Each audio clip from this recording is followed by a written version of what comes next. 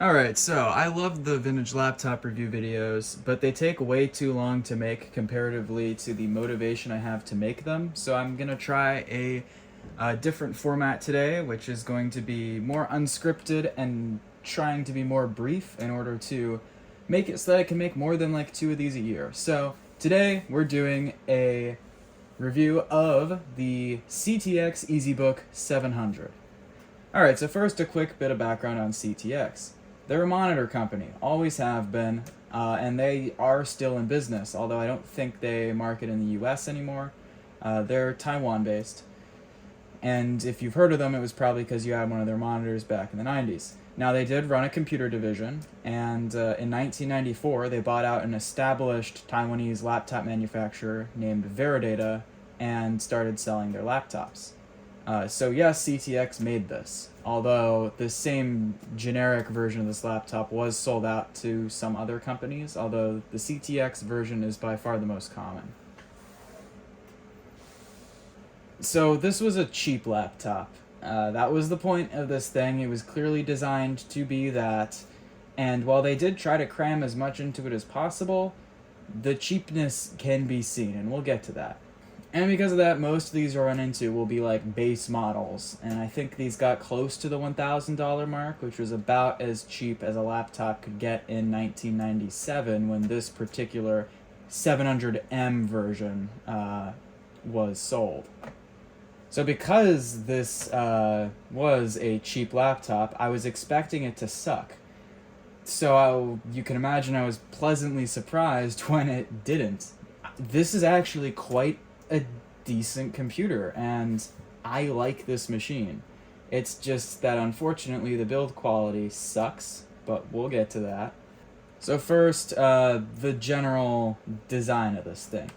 I can definitely say that this is a function over form system, and I like that. I don't like form over function generally.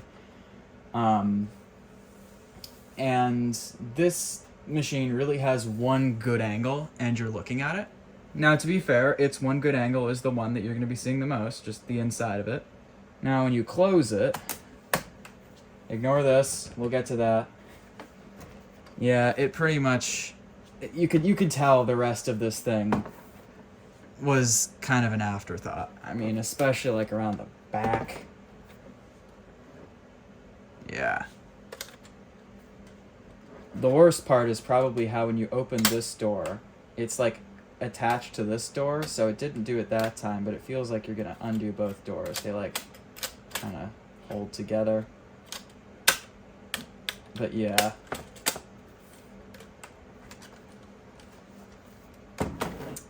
There's the left.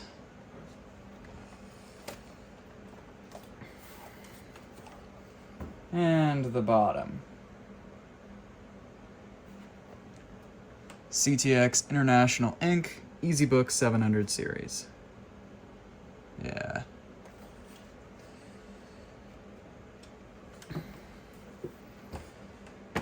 So while the design is definitely a little boring and boxy, they did pack some pretty decent specs into this. Now, this is technically called what CTX called a 700M, which was it just meant it had an MMX Pentium processor instead of regular Pentium 1.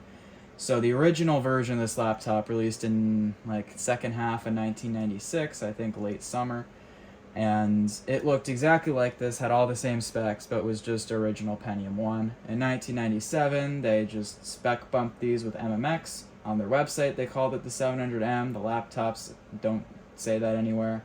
And then later in 1998, they released the 700E, which was an actual spec bump of this thing all around. And then the 700G, which was sort of adjacent to that and had a gray case. If you want more details on that, you can look at my website, macdat.net. I have full spec sheets and documentation up for all of CTX's laptops. This specific EzBook has a 166 MHz Pentium MMX. I have 16 megs of RAM in here. It was standard RAM. This is around the time standard RAM was becoming standardized in laptops, thank God. And it's the 72-pin standard, which is, a lot of people don't even know that exists, but it was a standard and you can find it.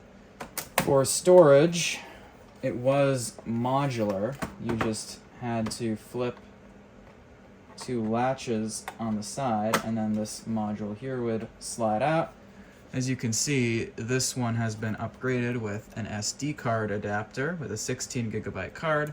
The BIOS doesn't support that, but you can use OnTrack, the overlay software, to get that to work. Tape the screws in there.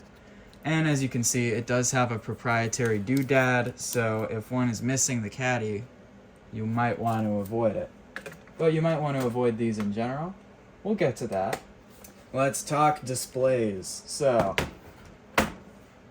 probably the majority of these that you'll find will have, of course, the dual scan passive matrix display. There were two display options. Both were 12.1 inches, 800 by 600 resolution.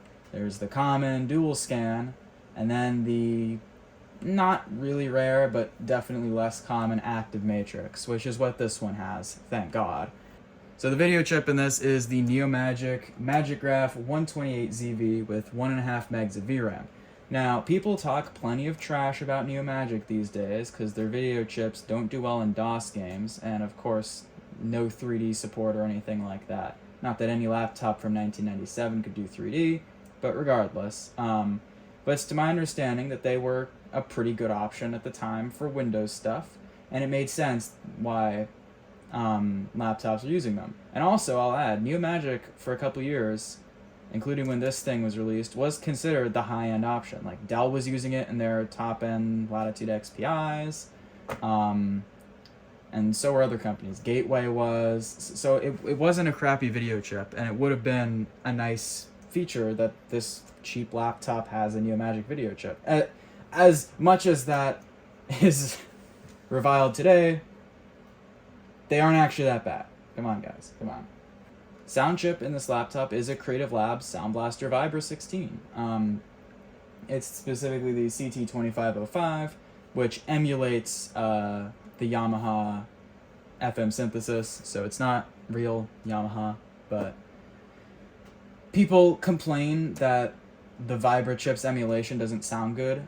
I can barely tell a difference between this chip in this laptop versus a real OPL3. Maybe that's just my ears, but they sound nearly identical. There are very minor differences, and I think the actual audio quality output, if you wanted to hook up external speakers, is worse on these, but for all intents and purposes, it's a perfectly fine chip for DOS games. So the port setup and drives on this is actually pretty interesting. They crammed everything into this, which is pretty cool. So just starting with basic I/O. On the right side, standard power jack is nice. Can never complain about that. Behind this door, there are two PC card slots. The door is kind of annoying, but whatever. And this, I believe, would be the factory modem this shipped with. And then behind the doors on the back are where most of the fun happens. Slider here is for the dock connector. I don't have any photos of the dock for this, or port replicator. And then you have two doors here. So, what do we got? Well, you've got parallel, serial VGA out, PS2, all your standard stuff. It has game port. Pretty cool. There were a number of laptops with game port around this time, but it's far from a guarantee, so it's nice to have it, especially in a cheap laptop. Triple audio jacks. So this one's a headphone out, and you have a mic input and then a line input. So that's pretty standard config. Does also have a composite video out, another thing that was common, I guess, but not a guarantee. So cool that it's present here. And then you got nothing on the other side. So that's actually pretty good I/O. It didn't leave anything out. Everything you'd want is here. Oh, and it also has infrared on the back there. Now, this is, technically speaking, a 3-spindle system, meaning it has a floppy drive and an optical drive built in at once, but it's with one caveat, and it's pretty interesting. This isn't a common drive configuration, but it was used in a few other laptops. So, you have two modular bays here. CD-ROM 16X there, and then your floppy drive. but there's no battery. Because the way this worked was you could put in the right bay a CD-ROM, left bay a floppy, but these were also battery bays. They could each hold a battery, so you can have 2 batteries, but you have to sacrifice a drive. And if you want both drives at once, no battery. So that's how that setup works. They're just little switches on the bottom that you press, and then you can pull them out.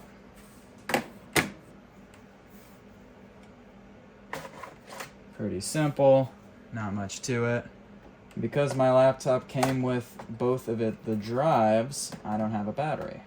Oh, and if you're wondering what's under this little door, it's the BIOS chip and its little socket for easy reflashing. So as far as specs go, this thing is not really sacrificing much at all from a high-end laptop. So let's plug her in and fire it up.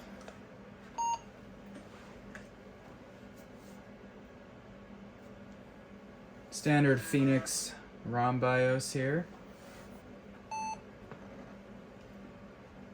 Oh, and another neat thing, the CMOS battery in this thing is still good. It's a soldered like VL1220 rechargeable lithium battery, and still holds a charge.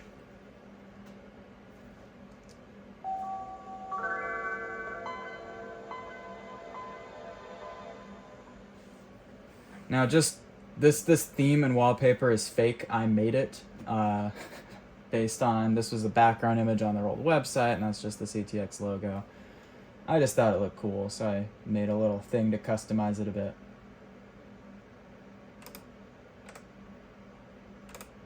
My OEM info here is also fake, but it's based off of the EzBook 800 OEM info, so this is probably accurate, and the logo is, so. When it comes to cheap laptops, you might think, oh, well, if the specs are good and the build quality sucks, what else could they have skimped on? Well, keyboard, speakers, touchpad, does it suck to use? No. Touchpad is perfectly fine. It's better than some other touchpads from this time I've used. The buttons are fine. No complaints. The keyboard is actually quite good. Nothing, it's not going to win any records, but again, I've used worse from this time, and I have 0 complaints. The layout is perfectly normal. It's a good keyboard. The real thing that shocked me was the speakers in this thing, because they are actually like top 5 I've heard in a laptop from around this time. Really, all that's coming to mind for better speakers is Toshiba's stuff, and that is... And the Toshiba laptops were very abnormally good for sound. Like, I can actually listen to music on this, and it sounds fine. So I'll go ahead and play Spacedeleria as a sample. Except I don't have it, because I just installed this SD card. I'll cut to that in editing.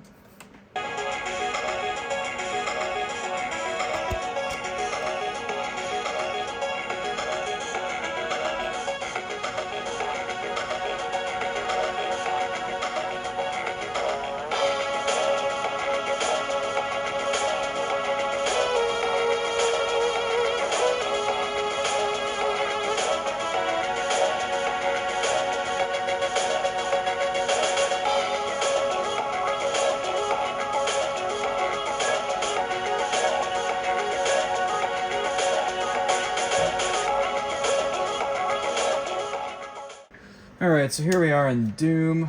Pretty traditional game, of course. Let's get the sound up.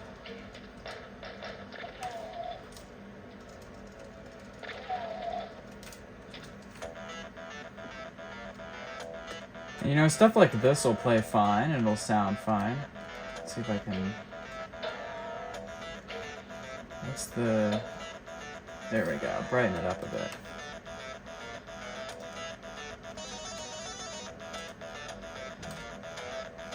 Now it is stretching the image to full screen, which breaks the aspect ratio, but a lot of games look pretty fine like this. Like Doom, you won't really notice too much.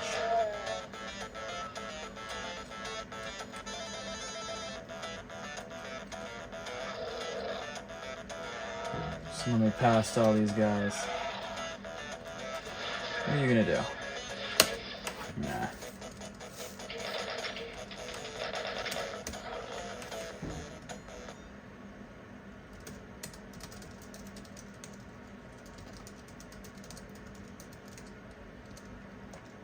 My go-to on these always ends up being Tetris, just because it's so fun. Simple game, but hey. Another one that, of course, plays very well.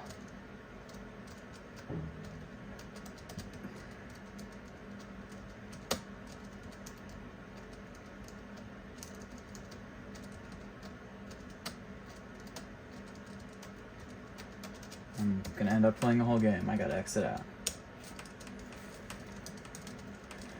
Now, where you will run into problems on Neomagic cards are a certain few games that just don't play nicely to the scaling. Commander Keen Goodbye Galaxy is one of those.